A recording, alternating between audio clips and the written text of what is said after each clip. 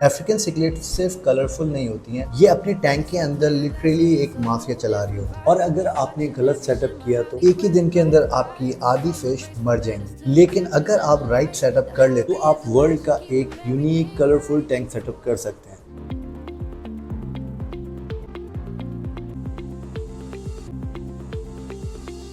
Hello guys, welcome to नास world. उनके सब ठीक होंगे, आप सबके पेट वगैरह ठीक से होंगे भाई। जैसे कि आप सबको पता है कि अफ्रीकन सिकलेट आजकल बहुत ज़्यादा ट्रेंडिंग चल रही है, खासतौर पाकिस्तान के अंदर हर कोई उसका टैंक सेटअप करना चाह रहा है। लेकिन वो जब फिश लेके जाते हैं तो थोड़े दिनों के बाद उनकी फिश के कलर डल हो जाते हैं और वो लड़के मर जाती हैं। तो आज की वीडियो के अंदर मैं आप लोगों को तमाम चीज़ें बताने वाला हूँ। अगर आप अफ्रीकन सिकलेट्स खरीदने वाले हैं तो भाई ये वीडियो आपने पूरी देखनी है, लिटरली आपको बहुत ज़्यादा फायदा होने वाला है। सबसे पहले मैं आप लोगों को बताता हूँ कि 3 किस्म की अफ्रीकन सिकलेट्स हमें देखने को मिलती है मार्केट के अंदर, जो कि पाकिस्तान के अंदर तो सिर्फ एक लेक की ही मिलती है। जैसे कि लेक मलावी की ही सिकलेट्स मोस्टली पाकिस्तान के अंदर आती हैं, लेकिन दूसरी लेक है विक्टोरिया, तीसरी है टंगनिका। इसकी जो अफ्रीकन सिकलेट्स होती हैं इसकी पाकिस्तान में इंपोर्ट बहुत ज़्यादा कम होती है, एक तरह से ना होने के बराबर। और इन तीनों लेक में से सबसे ज़्यादा कलरफुल फिश जो पाई जाती है वो लेक मलावी के अंदर पाई जाती है, तभी ये लोकली काफ़ी ज़्यादा बिकती है। लेक मलावी की फ़िश काफ़ी लोकली सेल होती है, लेकिन जैसे कि मैंने आपको 2 लेक का बताया, उस लेक की फ़िश काफ़ी रेयर होती है और वो सिर्फ सिलेक्टेड कंट्रीज़ में मिलती हैं। पाकिस्तान के अंदर तो ज़्यादातर मलावी सिकलेट्स ही आती हैं। तभी हम डिस्कस करेंगे सिर्फ लेक मलावी के ऊपर। और लेक मलावी के अंदर 3 किस्म की हमें सिकलेट्स देखने को मिल जाती हैं, पीकॉक्स,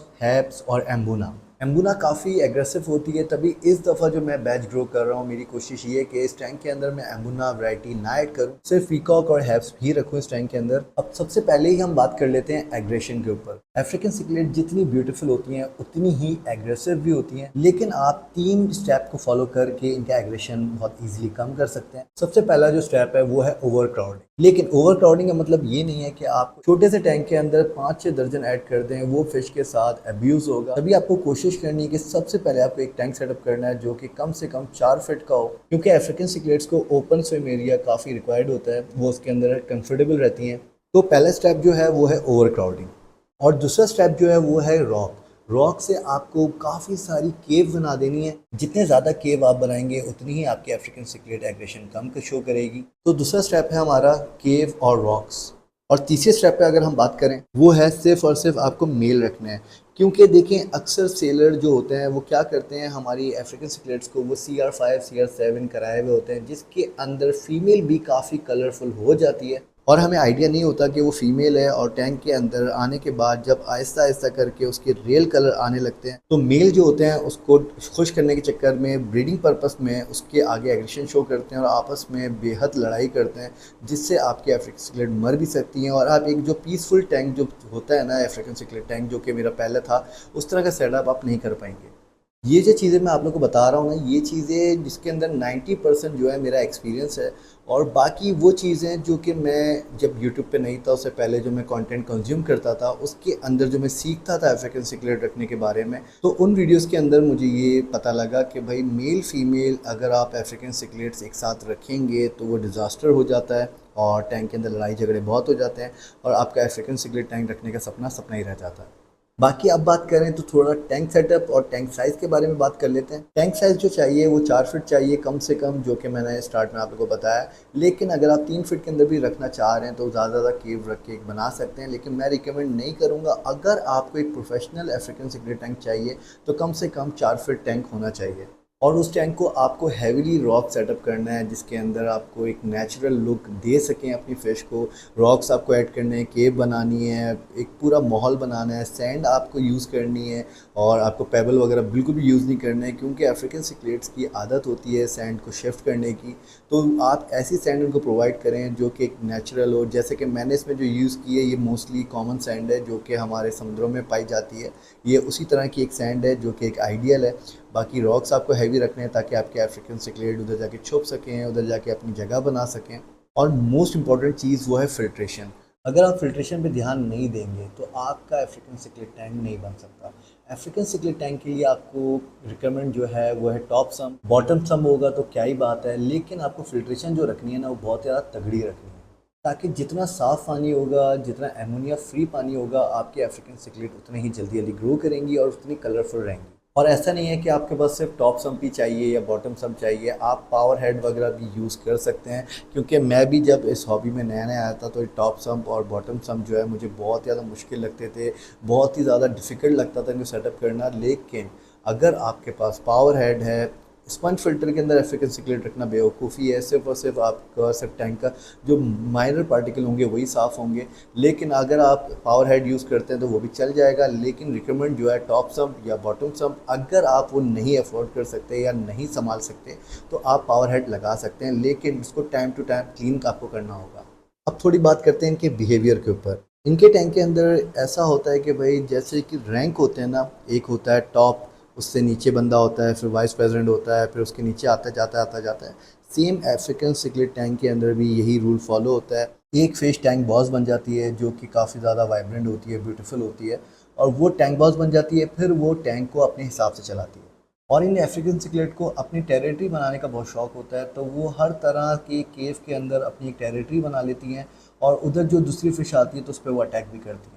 लेकिन अगर आपका टैंक थोड़ा सा लंबा चल गया है तो ये चीज़ एडजस्ट हो जाती है, सब फ़िश को पता लग जाता है कि भाई कौन सी जगह किसकी है, तो वो खुद ही अवॉइड करते हैं वहाँ जाने से। तो इनके बिहेवियर को तो मैंने थोड़ा थोड़ा आप लोग को डिस्क्राइब कर दिया है। बाकी एक गलती जो अक्सर हॉबियर्स कर जाते हैं, जो कि बहुत ज़्यादा मेन है, मैंने सोचा कि इसको लाजमी अपनी इस वीडियो के अंदर शेयर करूंगा, वो ये कि अफ्रीकन सिकलेट्स को वो एक कम्युनिटी फिश समझते हैं और उसको एक कम्युनिटी टैंक में रख देते हैं, जिसके अंदर ऑस्कर भी होती है, पैरेट भी होती है, डिफरेंट किस्म की फ़िश उस टैंक के अंदर मौजूद होती है। तो अफ्रीकन सिकलेट्स एक ऐसी फ़िश है जो कि मैं कहता हूँ कि कम्युनिटी फ़िश बिल्कुल भी नहीं है। इसको आप सिर्फ और सिर्फ इसकी स्पीशीज़ के साथ ही रखेंगे तो ये कंफर्टेबल रहती है। अगर आप इसको कम्युनिटी टैंक के अंदर रखते हैं तो ये इतना एग्रेशन शो करेगी, या तो किसी बड़ी फ़िश के हाथों मर जाएगी या कोई दूसरी छोटी फ़िश को मार देगी।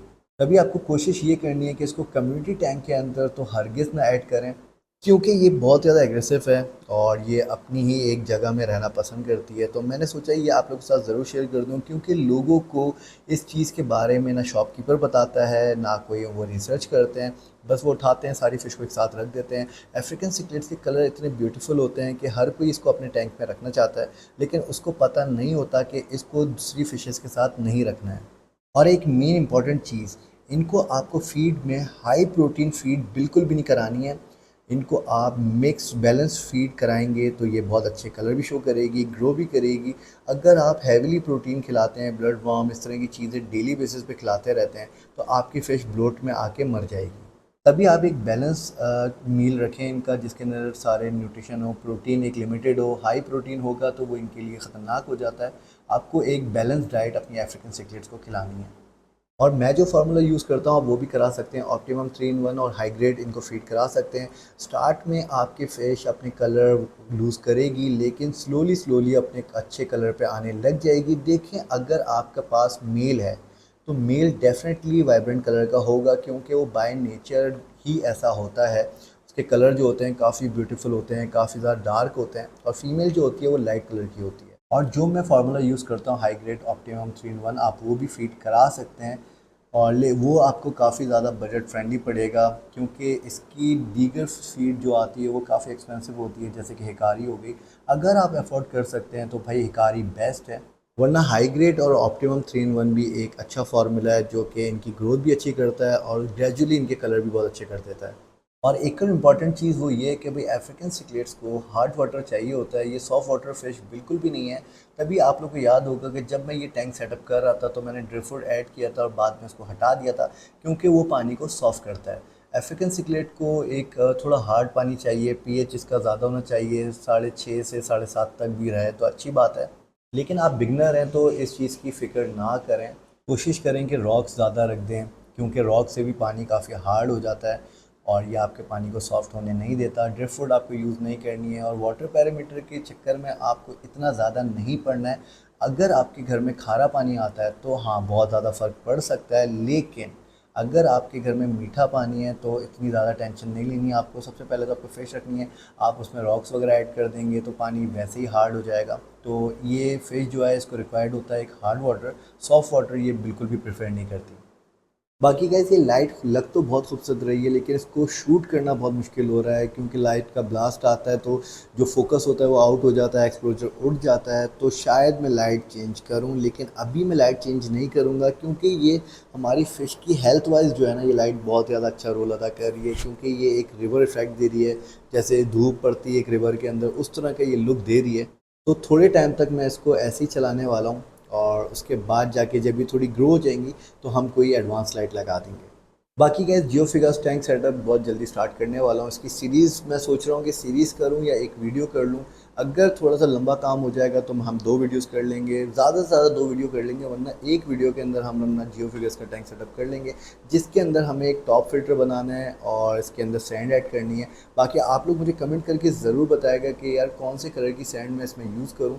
मैं सोच रहा हूँ कि वाइट कलर की रखूँ क्योंकि जियो फिगर्स जो है वो थोड़ी डार्क फिश है, तो वाइट कलर की ज़्यादा उभर के आएगी। बाकी आप लोग भी मुझे अपनी कीमती राय का इज़हार कर देगा कमेंट्स के अंदर, ताकि मुझे सैंड कलर सिलेक्शन के अंदर ईजी हो जाए। और इस टैंक को मैंने सोचा है कि मैं अपनी अकारा का टैंक सेटअप कर दूंगा, जो कि पूरा डार्क सेटअप है। इसके अंदर ब्लू फिश जो है काफ़ी ज़्यादा उठ के आने वाली है। तो ये एक अच्छा आइडिया मुझे आ गया और ये मेरे सब्सक्राइबर ने ही दिया मुझे, वरना मैं तो जियो फिकास को इसी टैंक में रखा हुआ था। लेकिन अब इसके अंदर हम इंशाल्लाह अपनी अकारा को ऐड कर देंगे और इस टैंक के अंदर अपनी जियो फिकास का टैंक सेटअप करेंगे। तो गाइस ये थी हमारी अफ्रीकन सिगरेट की एक डिटेल वीडियो, जिसके अंदर मैंने छोटा करके तमाम चीज़ें आप लोगों के साथ डिस्कस कर ली, जो कि टैंक साइज़ हो गया, इसका बिहेवियर हो गया, क्या चीज़ आपको यूज़ करनी चाहिए, कौन सी फ़िश के साथ रखना चाहिए, तमाम चीज़ें मैंने छोटा छोटा करके आप लोग के साथ शेयर कर दिया। अगर आप ये वीडियो पूरी देख लेते हैं तो आप एक अच्छा अफ्रीकन सिगरेट टैंक रख सकते हैं। और अगर आप अफ्रीकन सिगरेट टैंक रखने का सोच रहे हैं तो भाई आप इजीली रख सकते हैं, इतना ज़्यादा मुश्किल नहीं है। बस आपको बेसिक बेसिक सी चीज़ें फॉलो करनी है जो कि मैंने इस वीडियो में शेयर कर दी हैं। बाकी आज की वीडियो आप लोग को अच्छी लगी हो तो लाइक शेयर कमेंट सब्सक्राइब करना मत भूलेगा। मिलते हैं नेक्स्ट वीडियो में। टिल देन अल्लाह हाफ़िज़।